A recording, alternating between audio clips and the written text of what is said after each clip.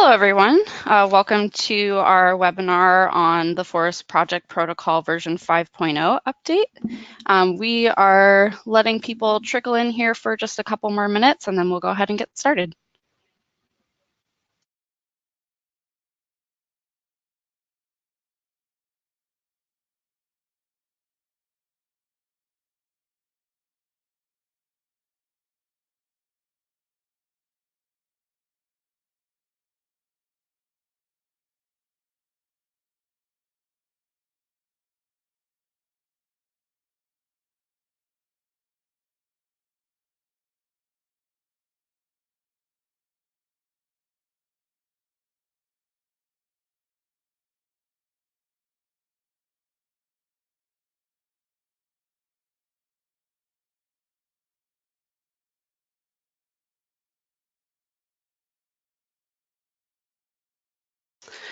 Okay, I think we are ready to get started. Looks like we have a critical mass here. So thanks everyone for joining us today. This webinar is going to be discussing some proposed policy updates that we are making to our voluntary forest protocol here at the Climate Action Reserve. Just as sort of a quick overview of what we're going to be covering today, we are going to be going over sort of our rationale for this protocol revision, and then going through each of the major changes that we are proposing. I'll go over the public comment timeline that we have for this protocol update, and then we'll save some time at the end for question and answers. Just as a quick housekeeping note, please note that everyone is on mute. So if you have any questions, feel free to submit those via the chat box. I'll try to keep an eye on that during the presentation, but if I don't get to your question right away, we'll definitely address those all at the end. And then also as a note, these slides will be available after the webinar. We are also recording this webinar, and that will be posted on our website in the next couple of days on our webpage for the Forest Protocol revision. So quickly to get into the rationale for this protocol update. Currently, we are operating under version 4.0 of our Forest Project Protocol. This is a version that we introduced about a year and a half ago, made some changes to streamline the protocol a little bit and try to reduce costs. But in the year and a half since releasing that protocol, we've come up with some additional ideas to further reduce the cost of project implementation, make the protocol a little bit more accessible to smaller landowners in particular. And in general, we're trying to continue to promote voluntary market, as well as use this as an opportunity to provide some examples of potential policy revisions for ARB to consider when they update their forest project protocol in the future. We are also using this opportunity to address some errata from version 4.0 and generally update for some new research and stakeholder feedback that we've received over the past year or so.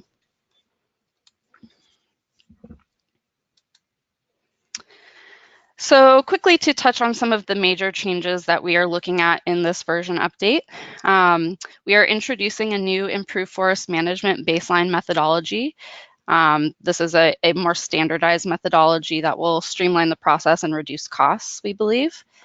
We are updating our improved forest management secondary effects calculations, introducing some additional verification schedule options for different projects, making some adjustments for avoided conversion projects, and we have also separated out the reforestation project type. So when you look at the draft protocol, you will see that right now it only addresses improved forest management and avoided conversion projects. There are also several minor updates and corrections that we've made, so I will summarize those at the end. But just as a note, the complete list of changes that we're making to the protocol is available on our website. So I would refer to that if you have more specific questions about anything.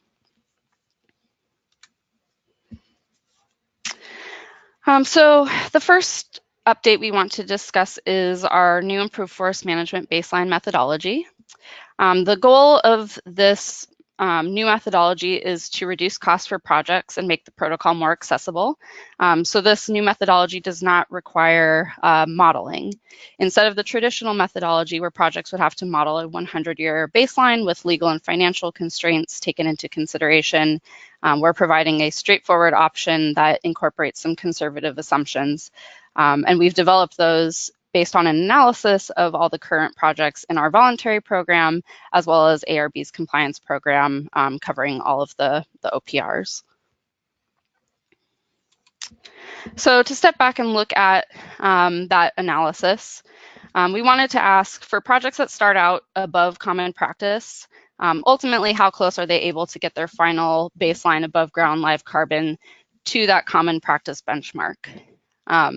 So we ended up primarily focusing on compliance projects because we wanted to really highlight projects that are using the most up-to-date versions of the protocol. There were some outliers in some of our very early voluntary projects that we didn't feel were representative of the way improved forest management projects are developed today. And what we found in this analysis is that the vast majority of projects are able to model their carbon stock such that their final baseline gets within about 1% of common practice. And even more than those projects that are able to get within 1%, we found that they were within just a few percentage points of common practice. So you can see on this distribution chart, again, almost all the projects were within 2.5%, a few more within 5%. So we decided to set 6% as a conservative adjustment factor for this methodology, since that would capture the vast majority of projects. And I will discuss what that adjustment factor means in the next slide. You can see that there are some additional outliers that fall above that 6% value. And what we found was that those projects generally had more stringent legal constraints than the average project. So we've also introduced a screening process for this methodology. Not everyone will be eligible to use the new standardized baseline methodology because we want to screen out some of those projects that have more severe constraints. And in that case, we would require them to go ahead and model like the existing methodology requires.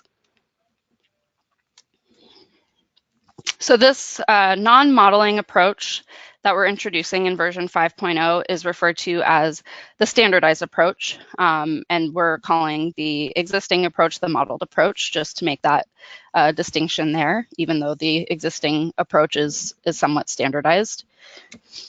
So the new steps, just to sort of quickly give an overview, first, projects will need to determine their eligibility to use the standardized approach. I'm going to talk about eligibility in greater detail in the upcoming slides, but like I said, we wanted to screen out some of those outliers that had more severe legal constraints. From there, the project will establish their initial baseline. So that's going to either be common practice or initial carbon stocks, depending on whether they start out above or below common practice. And that initial baseline is going to be increased by 6% to conservatively account for some basic legal and financial constraints. So that's where that 6% adjustment factor comes into play that I mentioned on the previous slide. Harvest volume is going to be estimated based on trends we've observed in existing carbon projects. This comes from the analysis of our existing projects that we conducted. We were able to determine an appropriate ratio to relate harvest volume to initial carbon stocks. And then below ground carbon is going to be estimated in the baseline using the proportion that below ground carbon represents in the initial inventory.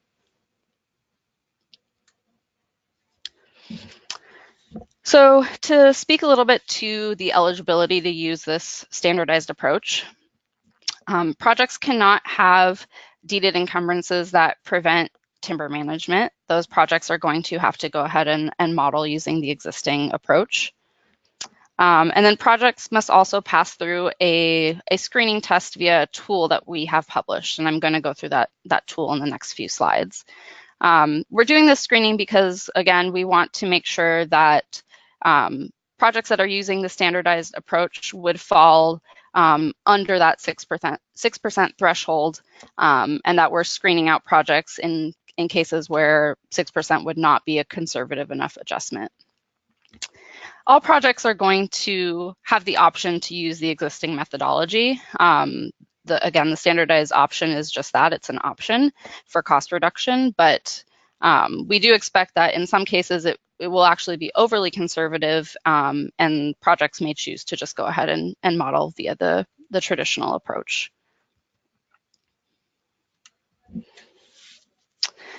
So this is just a quick snapshot of what the eligibility screening tool looks like. This tool assesses whether a project could harvest down to an assessment area reference value based on its specific legal and financial constraints. So big picture, if a project is too constrained, then it's likely that our standardized baseline methodology would not be conservative enough and they would have to go through and model. So I'm going to talk through the mechanics of the tool and the different factors at play here, and then go through a couple project examples.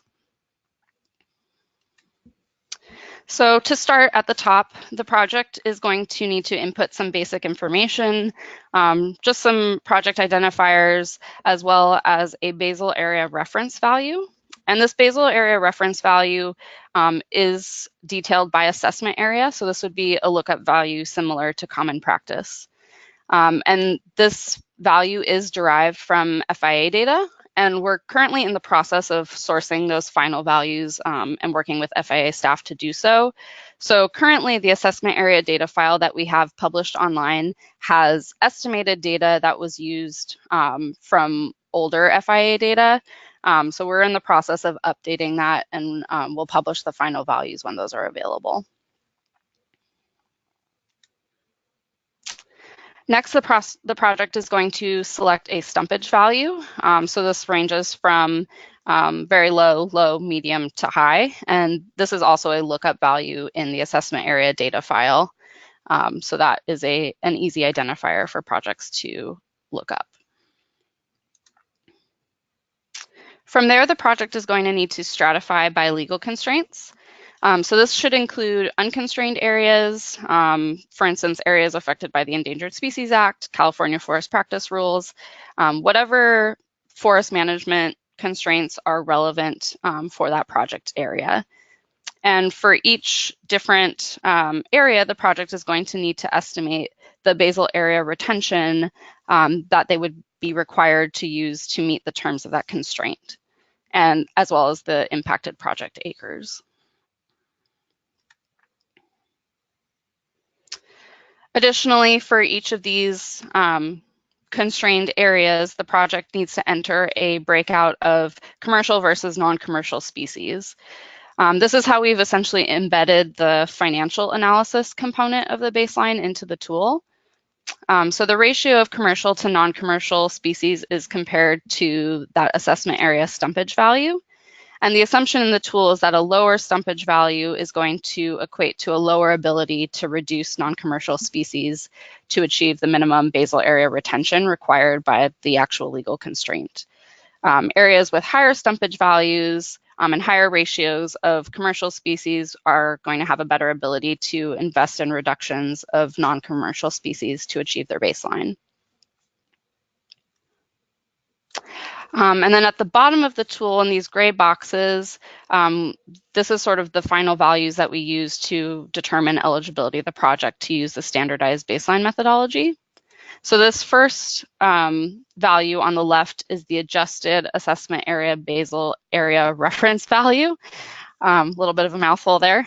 So this tool adjusts the assessment area reference value that I mentioned is just sort of a basic lookup value like common practice.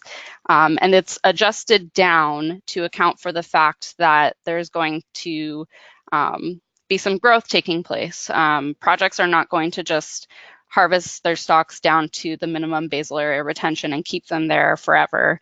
There's going to be regrowth, and harvests are going to be occurring on a more periodic basis. So that's how we accounted for sort of that growth and yield aspect in this tool. Next, the tool is going to calculate the weighted average of the basal area retention required to meet the legal constraints. So again, that's purely looking at the basic requirements for the legal constraints, not taking into account anything financial at this point. And then that value is adjusted here on the right to account for the stumpage value and the ratio of commercial to non-commercial species. So again, the higher stumpage values and higher ratio of commercial species are not going to affect this weighted minimum retention much, but lower values and a greater ratio of non-commercial species will raise the achievable minimum retention based on what is actually financially feasible. So ultimately, this value on the right is what is going to be compared to the reference value to determine whether the project can proceed with the standardized approach. And that final result will be shown at the bottom of the tool. So if the project can legally attain a level at or below the reference value in a way that is also financially feasible, meaning that this value on the right is lower than the value on the far left, then we support the assertion that this project's final baseline would be within 6% of common practice. And we feel that the standardized approach would be conservative enough for this project. If that final weighted value on the right is higher than the reference value, then we think that the project is potentially too constrained and that the standardized baseline methodology might not be conservative enough for this project, in which case they would have to go ahead and model and use the traditional baseline approach if they want to proceed with the project.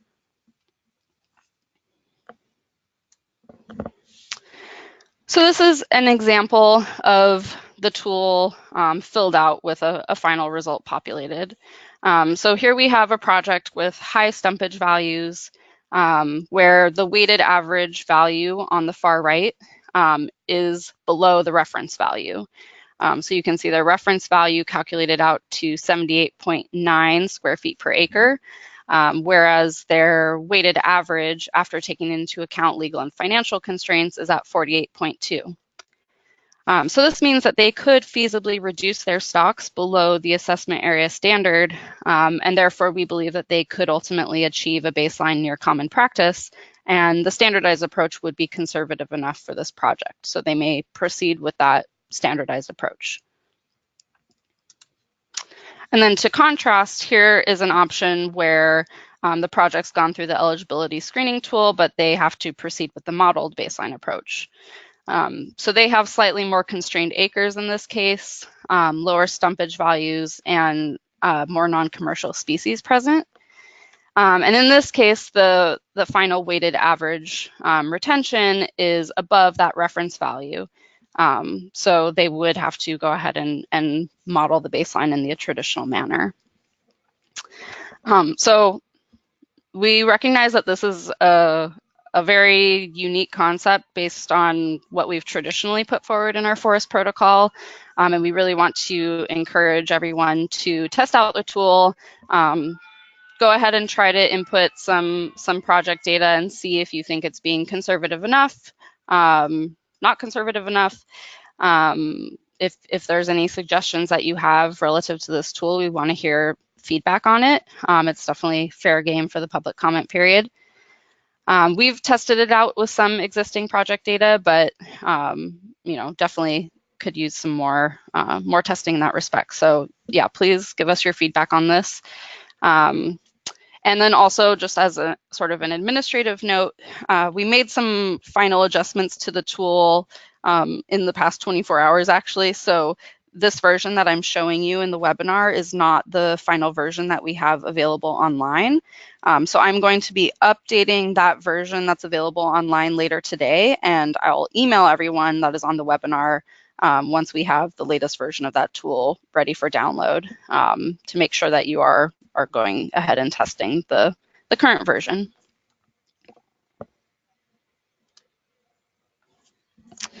Okay, so moving on to some of the other major revisions that we've made to the protocol. We have revised the secondary effects for improved forest management projects. The first change is to adjust the equations to demonstrate that credits that have been set aside for leakage in a given year can be recouped in later years if harvesting increases relative to the baseline. It's always been the intent of the protocol that leakage should be based on long-term project perspectives, and therefore leakage should be calculated over the life of the project, whereas risk in an individual reporting period is reviewed on an annual basis. But ultimately, credits that are set aside for leakage in a given year that had a high risk of leakage are able to be recouped in later years. And that's always been the policy detailed in the protocol, but we realized that that was not clearly being conveyed through the equations. So those equations have been adjusted to account for that. We've also introduced a sliding scale leakage rate depending on a project's harvesting conditions. So in version 4.0 of the protocol, we introduced 80% as the maximum leakage rate based on research that we were aware of at the time. And that was a fairly significant change from what had been the norm for a while, which was 20%. So we are now also introducing a 40% cap on the leakage rate for projects that are more actively conducting timber management. And the 80% is going to stay relevant for projects that are more preservation-based. And this 40% value comes from a Christopher Gaelic paper. This is sort of the latest research in this area that we are aware of. So we wanted to keep this value current. And a reference to that paper is available in the protocol if you want to refer to that.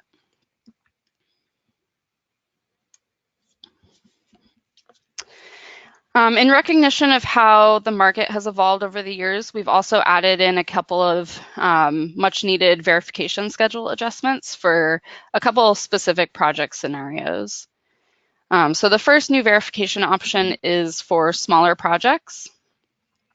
So instead of requiring a site visit every 6 reporting periods, these smaller projects would be eligible to conduct a site visit verification every 12 reporting periods instead.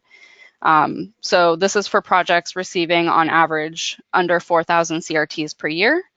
They are eligible to essentially defer verification until that 12th year. This is modeled based on the option that is in the cap and trade regulation for non-sequestration projects to defer verification, but we thought it made sense for a similar option to be made available to forest projects as well. So the size threshold, again, it's 4,000 CRTs on average per year, or if 48,000 unverified CRTs have accumulated over the years since the past verification, site visit could be triggered earlier than that 12th year. The second option is for projects entering a monitoring phase. So this would be applicable to a project that is not seeking CRTs at the time that a site visit would be required. Because we expect that at some point, especially for improved forest management projects, carbon stocks may be optimized and the project will just be maintaining and harvesting growth rather than accumulating additional carbon. So if a forest project is opting not to receive additional CRTs during their normal site visit year and they've not experienced a reversal, they can undergo a desk review of the monitoring reports submitted since that last verification. And this will cut down on the cost of the site visit verification. In order to support this option, we are now requiring that canopy cover be reported on an annual basis, because canopy cover is going to be our proxy for determining if there's been a risk of reversal. So if canopy cover has declined on the project area by more than 5%, then a site visit will have to be conducted and they will not be eligible to use this desk review option. We expect that iTree Canopy will be used for this new reporting field. We've been using iTree Canopy on our Mexico Forest Protocol and in our Urban Forest Management Protocol. And we found that it's relatively easy for people to use, it's easily verifiable, and we have confidence that the tool functions well. So that's what we'll encourage, but I think we're leaving that canopy cover reporting a little bit open so that project developers can use different tools if they'd like.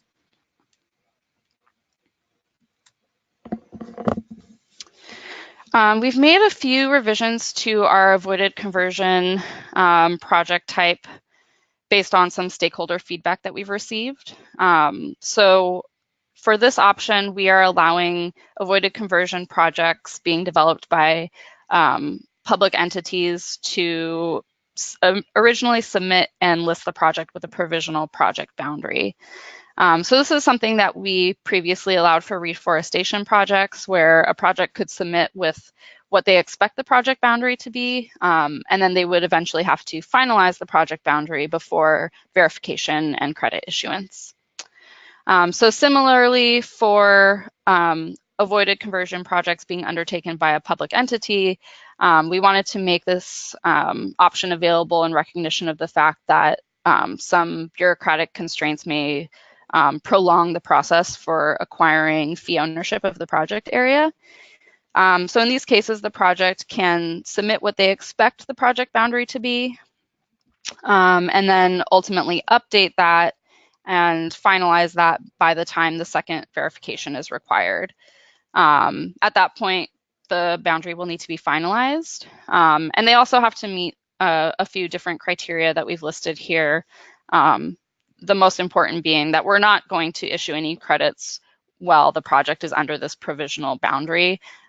They do need to actually finalize fee ownership of the project area, finalize the project boundary, and successfully complete verification for us to issue credits. But this is just sort of in recognition of the fact that the project will need to submit the listing documents to us in a timely manner and sort of get the ball rolling on the project maybe a little bit earlier than when they have taken final ownership of the land.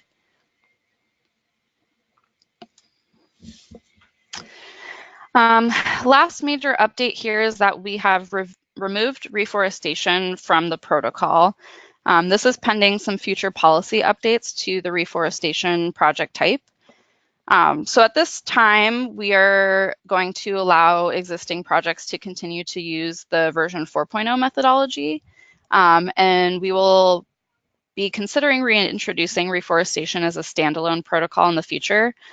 The rationale behind this is that we just have not seen much uptake of reforestation projects on the offset market, and so we're kind of trying to reconsider how we can make this project type financially feasible, potentially fitting it into more of an ex-ante crediting framework, maybe something that will actually be outside of the offset program. But since this is going to be a bigger overhaul of this project type, the cleanest way to do that for now was just to take it out of the protocol and then plan to reintroduce it later. So stay tuned on reforestation, I guess, is sort of the only update we have here right now. And then quickly, just to touch on some of the minor revisions that we made to the protocol, mostly to clarify some more confusing aspects of the protocol. We've introduced some additional language around project ownership in cases where the fee owner is not actually the owner of the carbon, just to clarify the types of legal contracts we would need to see in order to list that type of project. We've added in some language around the use of enhancement payments. So these are payments that we would allow to be used in conjunction with an offset project, rather than what we would consider to be payment stacking. And this language is very similar to what we have already introduced in our grassland protocol, if you're familiar with that protocol. We've clarified timing around natural forest management requirements. So this is just being really clear on when each of these requirements needs to be met throughout the life of the project. Our quantification guidance has been updated, both to align the conversion factors with ARBs and to introduce an example of how an improved forest management project would recoup credits set aside for leakage. And then lastly, like I mentioned at the beginning of the presentation, we've corrected errata throughout the protocol, namely in the improved forest management quantification section. So that is really highlighting all of the major changes that we are proposing to make to the protocol. So just to talk about the public comment process and how we expect this to move forward. Right now, a draft forest protocol is available online, both a clean and a red line version. The quantification is available. We have a new assessment area data file that incorporates those basal area reference values that I talked about earlier.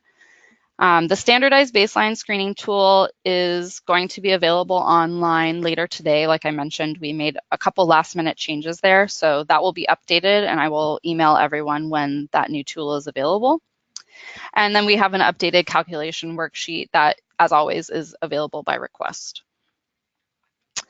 Our timeline for the public comment period is a 30-day public comment period ending at the end of this month. So we will be then responding to comments and drafting revisions through the month of December. And our current thought is that we will also introduce a second public comment period in early 2019 because we want to give stakeholders the chance to review the way that we've responded to comments and provide additional comments after that before we finalize the protocol. I'm not sure exactly when that second public comment period would be, so we will announce that when we have the dates finalized. So keep an eye on your email for that. And then ultimately, we would expect the protocol to be finalized and released sometime in the spring of 2019. We'll conduct additional webinars for that second public comment period and then for the final release of the protocol. And then verification trainings would follow the adoption of the protocol. And one last note, some of you that have been on previous webinars with us in relation to our forest protocol have probably heard of our Climate Action Reserve Inventory tool, or CARET as we call it. We are going to be releasing the final version of CARET along with version 5.0 of the forest protocol.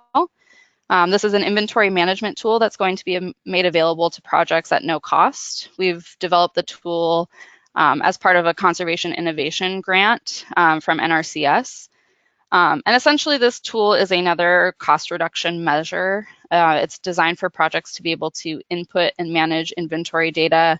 It links to FVS to grow inventory data forward and has all the necessary biomass equations embedded within the tool to automatically calculate required carbon stocks for project reporting. And it also comes pre-verified. We had this reviewed by ESI. So once a project decides to use this tool, it does not need to be re-verified. Only the inputs and the results need to be reviewed. And so with that, I would like to open it up for questions. John Nickerson, our VP of Forestry, and John Remicall, our Senior Forest Policy Manager, is also on the line. They were instrumental in making a lot of these changes. So we are all on hand to answer some questions right now, if anyone has any.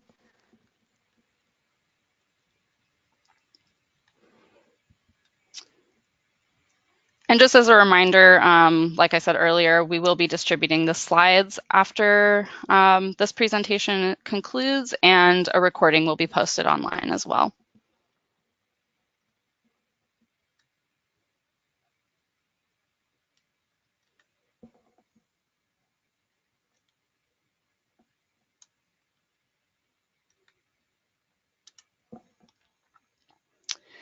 Okay, question. Can the CARET tool be used to estimate potential CRT generation for a project area? In other words, to evaluate the potential for a new project. So the CARET tool can be used to estimate carbon stocking, and that is one aspect of project feasibility. We also have a project feasibility tool that is available on our website now. It's not sort of a be-all, end-all of project feasibility, but it's meant to be sort of an initial sensitivity analysis of whether an improved forest management project would be a good idea. So that is, I would say that those two tools work in conjunction to assess potential for a new project. And I can also include the link to that tool when I send around the slides.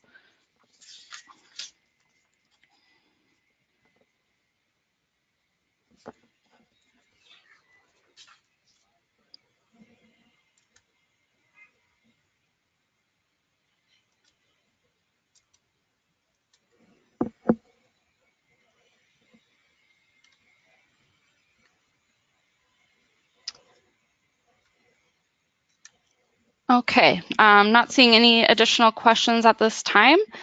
So I think we can, oh,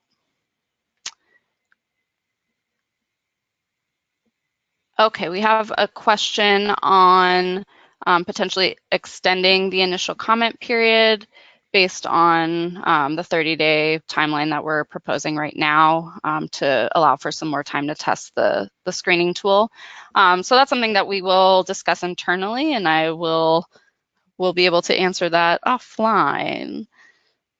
And if we do anything that affects the public comment period, anything related to deadlines, that will go out via an email announcement. So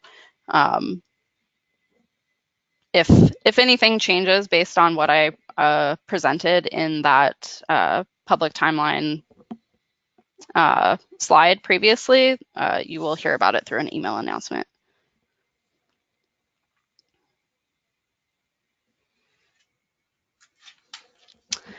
And then an additional question, could we talk about the legal requirement for multiple forest owners?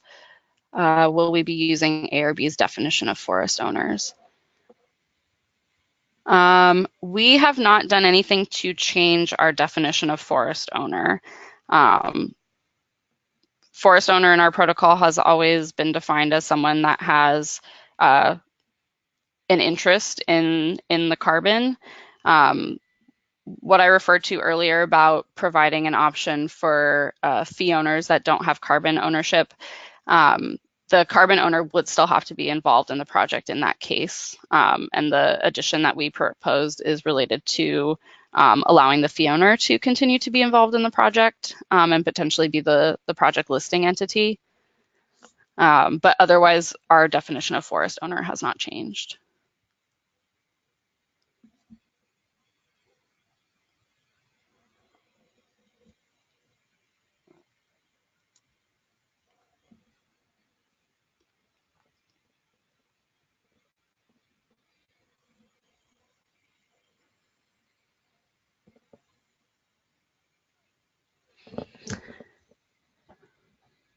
Okay, if you think of any additional questions after the webinar ends, I've posted all of our email addresses here, so please feel free to reach out to me if you have any questions about the protocol or any feedback or suggestions.